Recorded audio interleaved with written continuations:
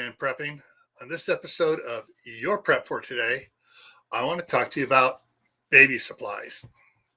Now, some of you are going like, well, we're already past that. We no longer have to worry about having babies. Yeah, well, do you have kids? Can they have babies? As grandparents, we stock certain baby supplies for our grandkids. And we do that because, hey, we love them and we want to make sure they have stuff for them when they come visit us.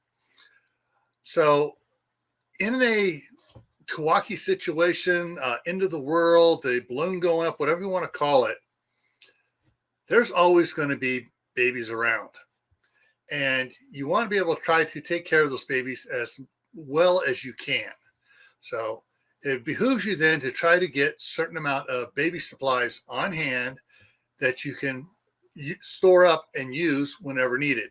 Now, certain things, don't have a shelf life on them, like diapers. I mean, they keep practically forever, especially if you get cloth diapers. Some of the ointments and stuff, you check on the best use by date on them.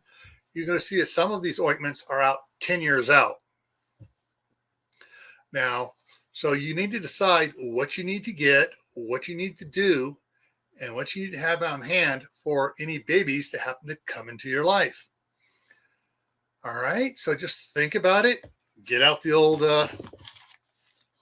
notepad, start making notes, and as you come up with ideas, think about it, discuss it with your significant other, discuss it with your kids if you are beyond that age, and they're the ones that have to worry about it. Discuss with them what it is that they think they need as well.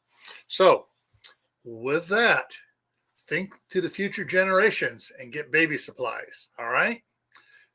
Stay happy no matter what life throws at you, even as it is an unexpected surprise. Stay safe. Don't go out and do anything foolish.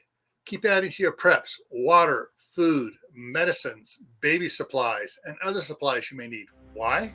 Well, this is why.